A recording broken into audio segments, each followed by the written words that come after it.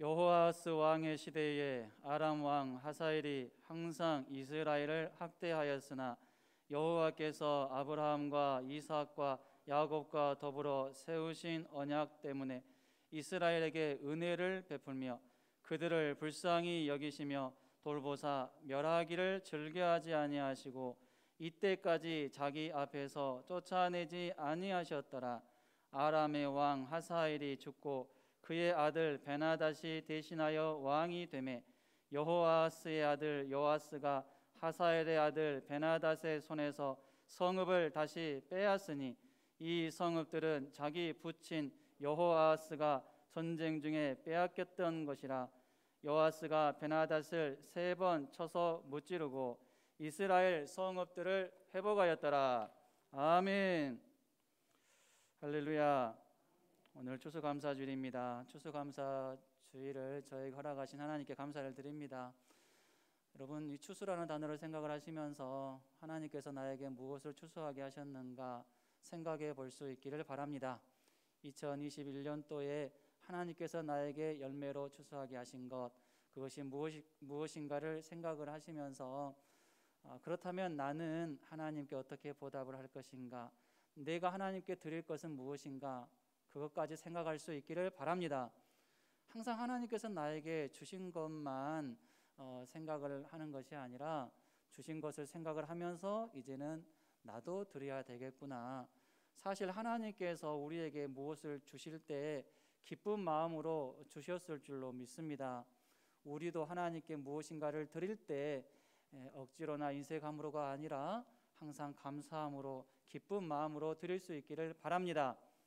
저는 추수감사 주일만 생각을 하면 하나님의 은혜에 감사를 드리는데, 저의 아들 승훈이가 추수감사 주일에 태어났어요.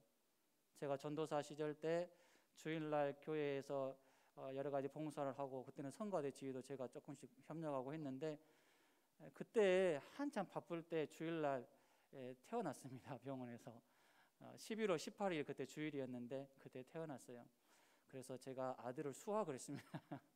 하나님께서 아들을 수확할 수 있도록 열매를 주셨는데 항상 그날이 생각이 납니다. 우리가 이 추수감사주를 생각하면서 하나님의 은혜에 더욱더 감사하고 하나님께 영광 돌릴 수 있기를 바랍니다. 하나님의 은혜는 다양한 방식으로 우리에게 나타나는 것을 보게 됩니다. 각자가 처한 상황과 환경에 따라서 다양하게 나타납니다.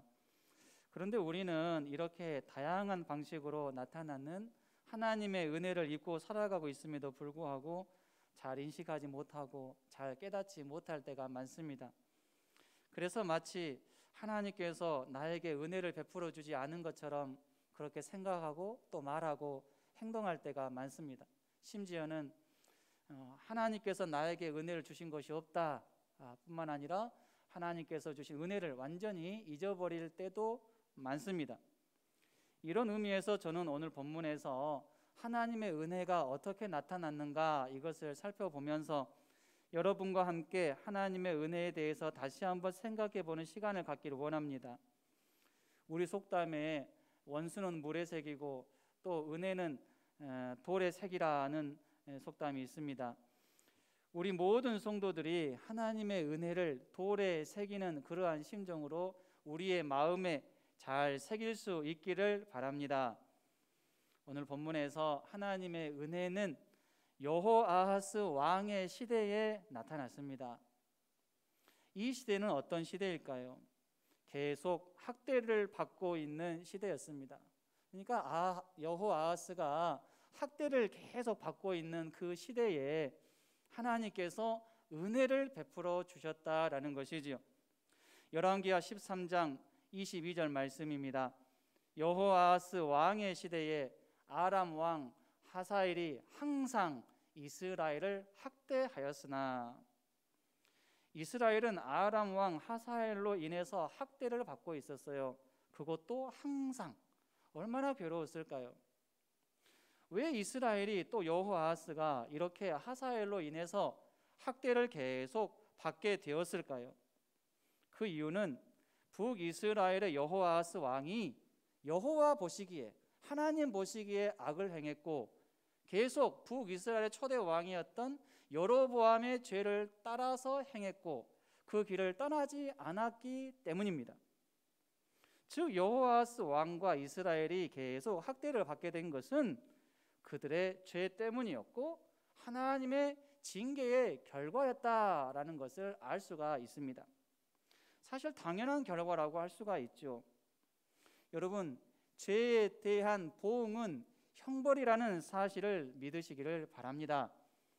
여호아스처럼 하나님께로부터 그 징계로서의 형벌, 즉 학대를 받지 않기를 바랍니다. 여호아스는 계속 학대를 받게 되자 여호와께 간구하게 되었습니다.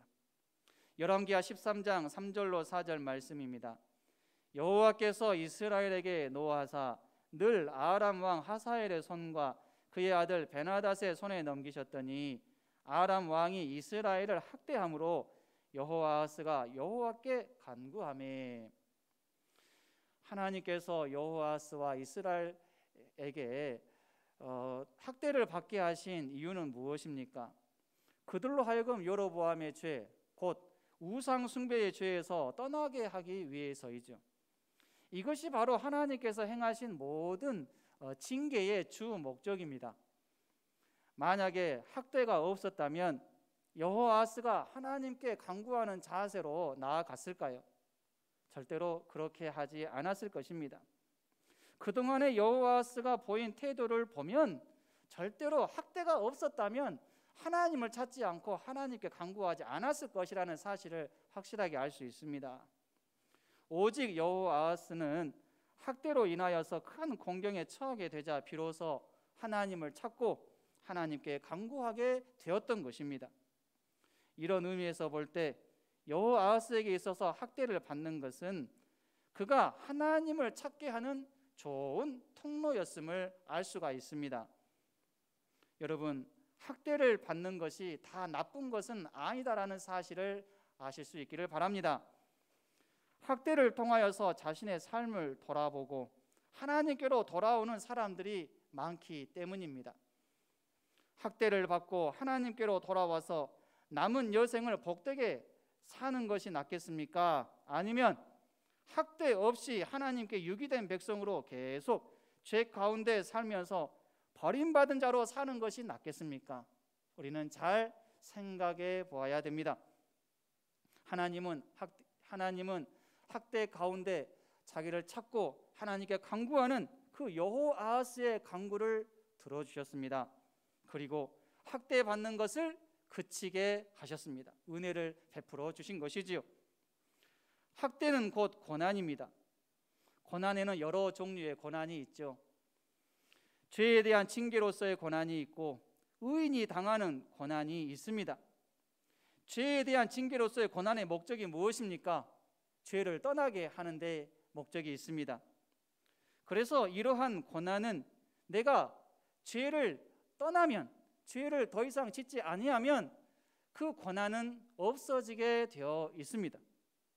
그리고 의인이 당하는 고난의 목적은 무엇일까요? 의인으로 하여금 더 인내하게 만들고 더 성숙하게 만들고 더 연단되는 그러한 목적이 있어서 하나님께서 그 고난을 허락을 하신 것입니다. 그래서 의인이 만약에 이러한 고난을 잘 견디면 그만큼 믿음은 업그레이드 되고 또 성숙해질 수 있습니다. 그렇다면 우리는 어떤 고난을 받아야 될까요? 의인이 당하는 고난을 받아야 될 줄로 믿습니다. 하나님은 때때로 필요할 때에 의인에게 고난의 시간을 주십니다. 아무리 의인이어도 고난을 당하는 것은 괴로운 일입니다. 즐거운 일이 아니죠. 그래서 우리는 되도록 의인이 당하는 고난도 하나님 제발 저에게 주지 마세요, 이렇게 생각을 하고 그렇게 또 기도할 때도 많습니다. 그러나 여러분 한번 생각해 보시기 바랍니다. 의인에게 아무런 고난이 없다면 신앙의 수준은 발전하지 않을 것입니다. 좋아지지 않을 거예요. 항상 그대로일 수 있습니다. 잘하지 않을 것입니다. 때문에 하나님은 강권적으로 개입하셔서 의도적으로 의인에게 고난을 주실 때가 많은 것을 성경을 통해서 보게 됩니다. 만약에 아브라함에게 아들 이삭을 바쳐야 되는 그 고난의 시간이 없었다면 아브라함은 절대로 여호와 이레의 하나님을 경험하지 못했을 것입니다. 그리고 그 아브라함의 믿음은 하나님께 인정받지 못한 연약한 믿음이 되었을 것입니다. 만약에 욥에게 온갖 고난이 없었다면 욥은 절대로 믿음이 크게 성숙해지지 못했을 것입니다. 욥은 욥기 42장 5절 6절에서 내가 주께 대하여 귀로 듣기만 하였사오나 이제는 눈으로 주를 배웁나이다. 그러므로 내가 스스로 거두어드리고 티끌과 제 가운데서 회개하나이다 라고 고백했습니다. 이러한 고백은 욥이 만약에 고난을 당하지 않았다라고 하면은 절대로 할 수 없는 고백이었습니다. 그래서 사도 바울을 비롯한 많은 믿음의 선진들이 하나같이 고백했던 그 고백이 무엇입니까? 고난 당함이 내게 유익이라, 이런 고백이었음을 믿으시기 바랍니다. 또한 우리는 어떤 고난은 받지 않아야 될까요? 의인이 당하는 고난은 우리가 자처해서라도 받아야 되지만, 그리고 그것이 나에게 유익을 주지만 죄에 대한 징계로서의 고난은 되도록 받지 않아야 됩니다. 혹 죄에 대한 징계로서의 고난을 받게 되더라도 적게 받도록 행동을 잘 해야 됩니다. 여호아하스처럼 학대를 받을 때, 죄에 대한 징계를 받을 때 하나님을 찾고 하나님께 나아가면 그만큼 고난의 시간은 짧아질 수 있다라는 것이죠. 그리고 혹시 내가 죄를 지었고 그에 따른 징계로서의 고난이 하나님께로부터 임하게 되면 그 고난은 달게 받을 수 있어야 됩니다. 이러한 자세가 우리 가운데 있어야 되는 거죠. 내가 분명히 죄를 지었고 그에 대해서 벌을 받고 있는 것임에도 불구하고 그것을 불쾌하게 생각하는 것은 자기 자신에게 전혀 유익이 없습니다. 여러분, 사회법에서도 어떻습니까? 아무리 큰 죄를 지었어도 자신의 죄를 진심으로 인정하고 뉘우치고 용서를 구하면 형량이 감해질 수 있습니다.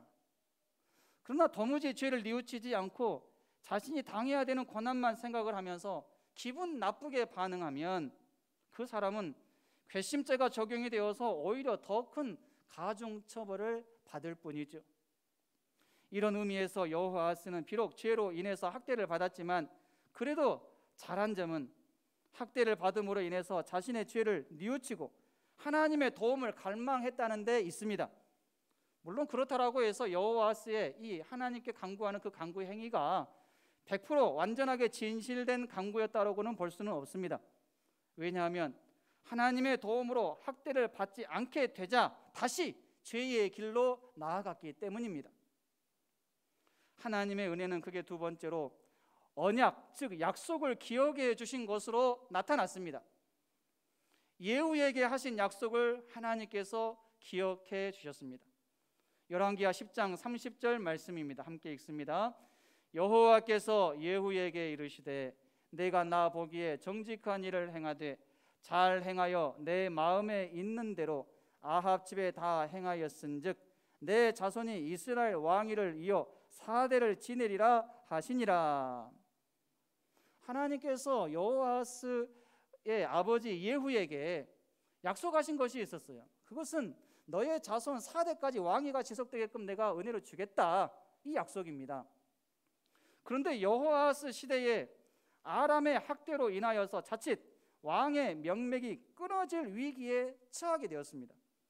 그러자 하나님께서는 강권적으로 개입하셔서 왕의 명맥이 끊어지지 않도록 역사하신 것이죠. 만약에 하나님께서 여호아하스의 아버지인 예후에게 그러한 약속을 해주지 않으셨다면 여호아하스 때에 그야말로 완전히 끝났을 것입니다. 왕이 지속되지 않고 여호아하스 시대에 이제 완전히 끝나버렸을 것입니다. 아들 4대까지 왕위가 지속될 수 없었을 것입니다. 여러분, 하나님의 약속은 이토록 중요합니다. 나에게 하나님께서 약속해 주신 것이 있다는 것에 감사할 수 있기를 바랍니다. 이 땅의 위정자들은 백성의 민심을 얻기 위해서 얼마나 많은 약속을 합니까? 그러나 그 약속이 얼마나 지켜지는가를 보면 너무나도 형편없을 때가 많습니다.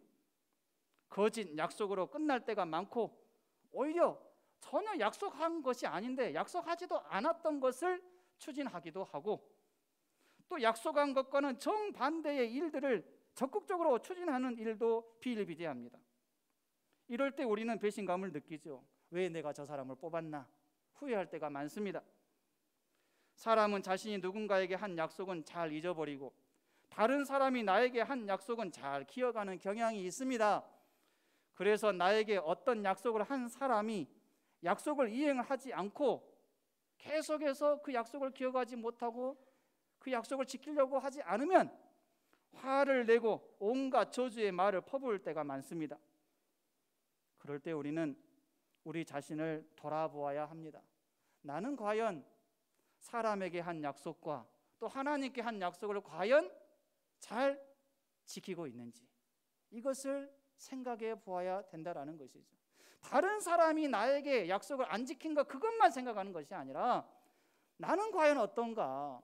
나는 정말로 누군가에게 약속을 했는데 그 약속 잘 지키고 있는가? 하나님께 약속을 한 건 내가 잘 지키고 있는가? 돌아보아야 된다라는 거죠. 사람은 이렇게 약속을 잘 기억하지 못하고 자기 유리한 쪽으로 약속을 생각을 합니다. 그러나 하나님은 어떻습니까? 하나님은 한 번 약속한 것이 있으면 그것을 반드시 지키시는 분이십니다. 하나님의 때에 하나님의 방법대로 반드시 지키셔요. 한 번 하신 약속 절대로 잊어버리지 않습니다. 계속 기억하고 계십니다.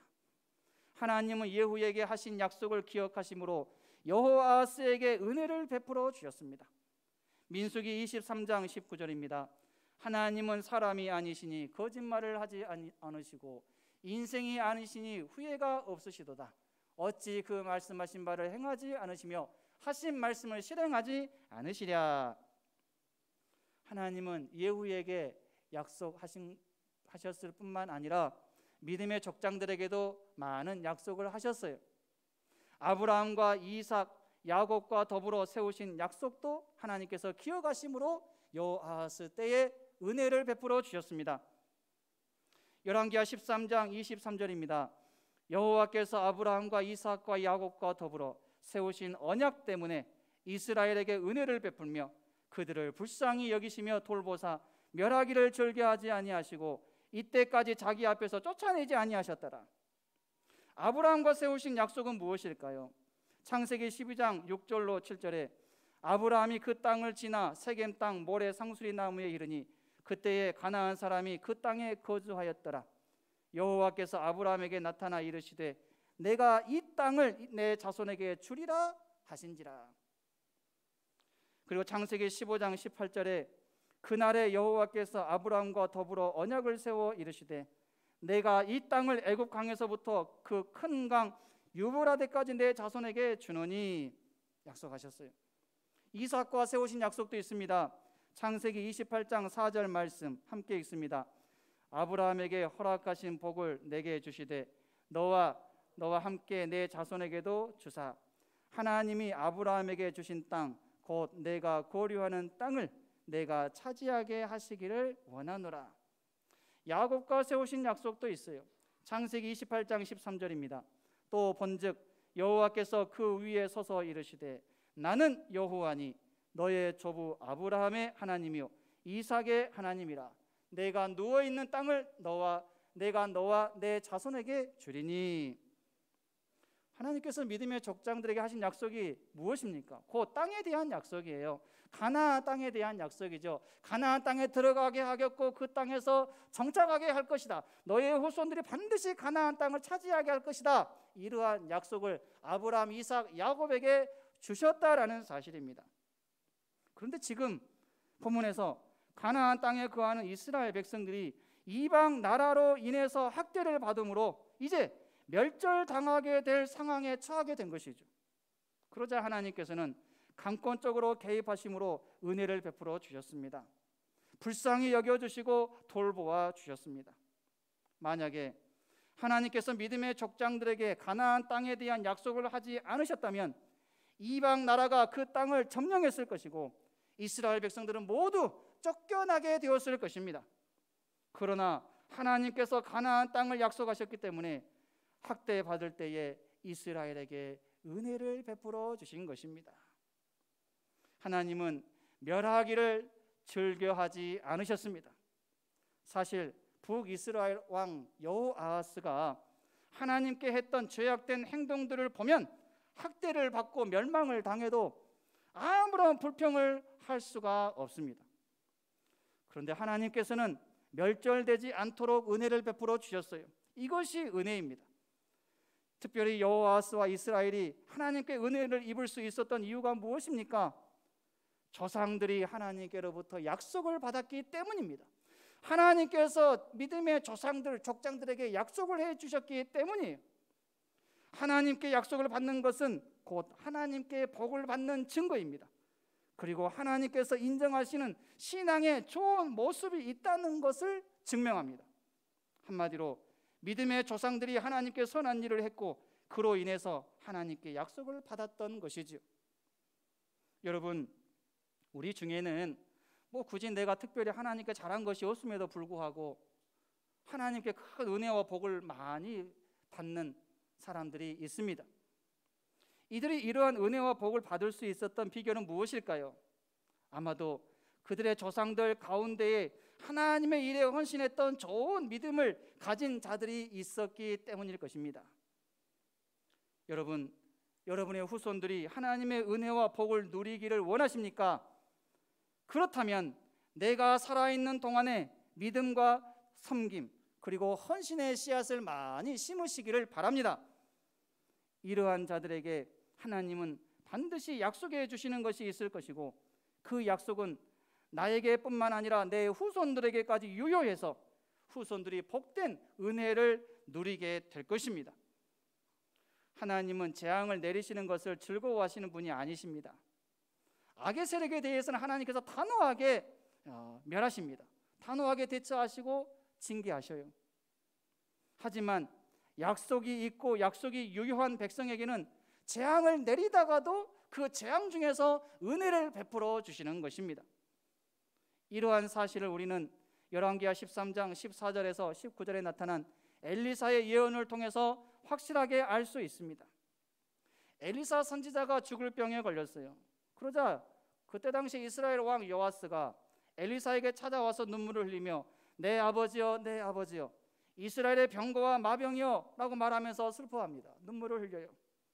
그러자 엘리사는 활과 화살을 가져오게 하고 요아스로 하여금 이는 여호와를 위한 구원의 화살 곧 아람에 대한 구원의 화살이니 왕이 아람 사람을 멸절하도록 아벡에서 치리이다 라고 말해주면서 동쪽 창을 향하여 쏘게 합니다. 화살을 쏜 요아스에게 엘리사가 또 말합니다. 화살을 집어서 땅을 치소서. 그러자 요아스가 화살을 집어서 땅을 3번을 칩니다. 그러자 엘리사가 화를 냅니다. 아니 왜 3번만 칩니까? 더 대6번 쳐야 되는데.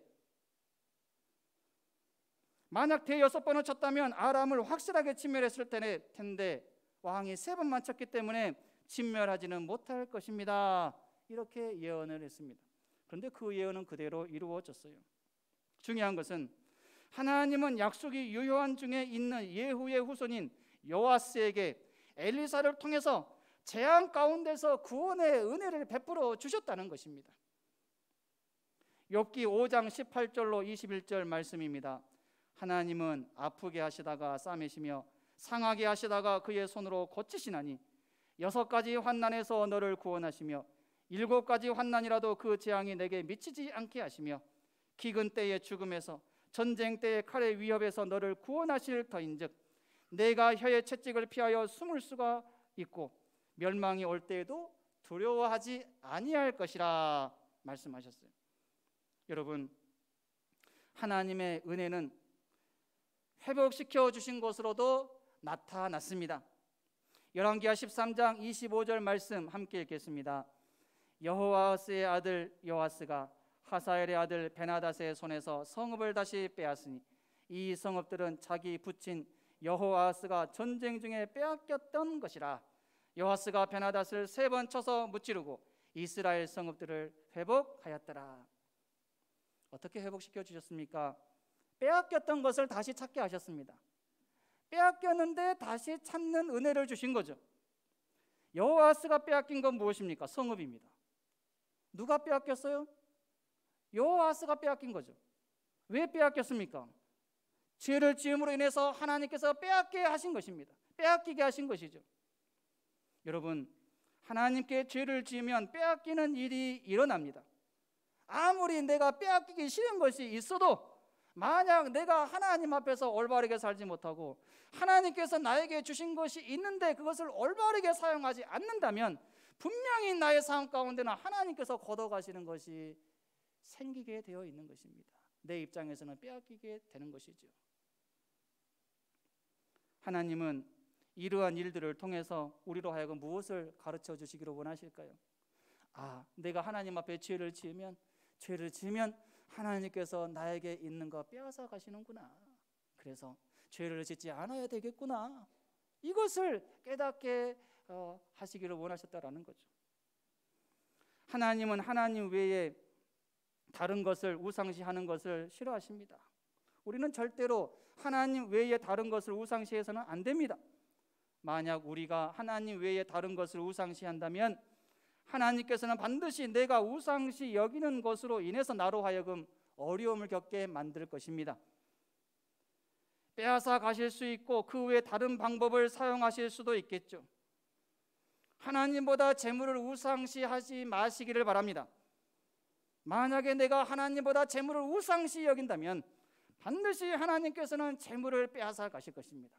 재물을 빼앗아 가는 것이 나에게 유익이 될 것입니다. 하나님보다 건강을 우상시하지도 마시기 바랍니다. 하나님께서 건강을 빼앗아 갈 것이기 때문이죠. 그 외에 다른 모든 것도 똑같이 적용이 됩니다.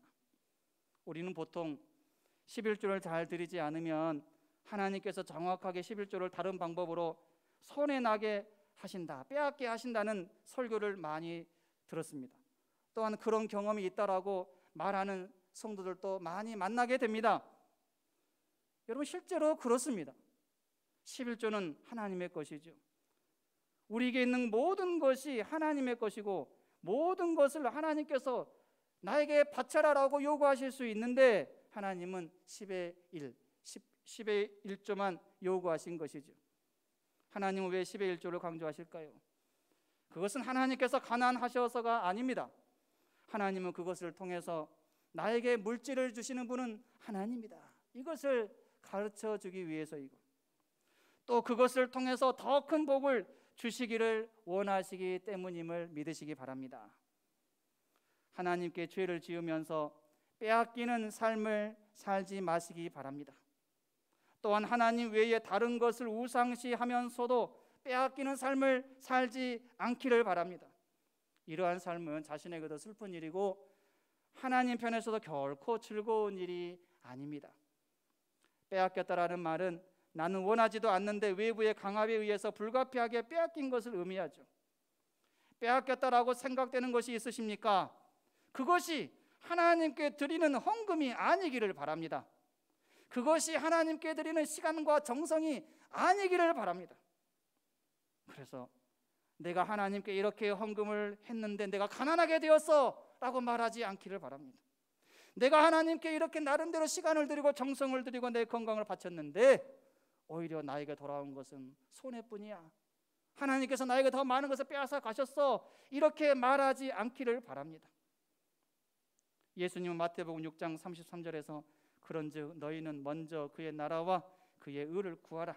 그리하면 이 모든 것을 너희에게 더하시리라고 말씀하셨습니다. 하나님은 여호아스의 아버지 여호아스가 빼앗겼던 것을 다시 찾을 수 있도록 은혜를 주셨어요. 여호아스나 여호아스가 하나님께 잘한 것이 많아서 이러한 은혜를 입은 것이 아닙니다. 순전히 하나님께 그들의 선조들에게 하신 그 약속, 하나님께서 그 약속을 기억하셨기 때문이죠. 잘한 것이 없는 여호아스와 여호아하스가 빼앗겼던 것을 다시 찾을 수 있게 하신 하나님이시라면 하물며 우리가 선한 일을 하다가 애매하게 빼앗기는 일을 당할 때 반드시 채워주시지 않겠습니까? 더 큰 은혜를 주시지 않겠습니까? 아니, 지금 하나님 앞에 죄를 짓고 하나님 보시기에 악한 삶을 살고 있는 여호와스 이들에게도 하나님께서 다시 찾을 수 있는 은혜를 주셨다면, 선한 일을 열심히 하고 있는 그러한 백성들이 손해가 나고 어려움을 겪고 있다라고 하면 반드시 하나님께서 채워주시지 않겠느냐라는 말씀입니다. 여러분, 우리에게 이러한 믿음이 있을 수 있기를 바랍니다. 빼앗기는 인생이 아니라 빼앗긴 것을 찾고 회복하는 이러한 하나님의 은혜를 누리는 인생이 되시기를 바랍니다. 이러한 인생이 되기 위해서는 나에게 있는 물질과 건강, 시간을 어떻게 사용하는가가 참으로 중요합니다. 특별히 이러한 모든 것을 하나님의 일의 기쁨으로 자원해서 사용하실 수 있기를 바랍니다. 전도서 11장 1절에 너는 내 떡을 물 위에 던져라 여러 날 후에 도로 찾으리라 라는 이 말씀 우리가 잘 기억해야 됩니다. 선한 일을 하다가 내 것을 사용하는 것은 빼앗기는 것이 아닙니다. 더 좋은 것을 얻기 위해 투자하는 것이에요. 이러한 생각이 우리 가운데 있어야 됩니다. 손해가 아닙니다. 반드시 채워지게 되고 자신에게 이익으로 돌아오게 될 날이 올 것입니다. 그렇게 해 주실 하나님을 믿으시기 바랍니다. 반드시 하나님께서 회복시켜 주시고 그러한 은혜를 준비하고 계신다라는 사실을 우리는 믿어야 됩니다. 말씀을 정리합니다. 하나님은 은혜를 주시는 분이십니다. 믿으시기 바랍니다. 우리는 이러한 하나님에 대해서 어떤 반응을 보여야 될까요? 항상 모든 것이 하나님의 은혜입니다. 이렇게 고백할 수 있어야 됩니다. 이렇게 고백할 수 있는 사람은 모든 일에 감사로 시작할 수 있고 감사로 마칠 수 있습니다. 그리고 이러한 사람에게 헌신하고 섬기는 삶은 그렇게 어려운 일이 아닐 것입니다. 이러한 삶을 잘 살아가는 저와 여러분이 될 수 있기를 주님의 이름으로 축원합니다.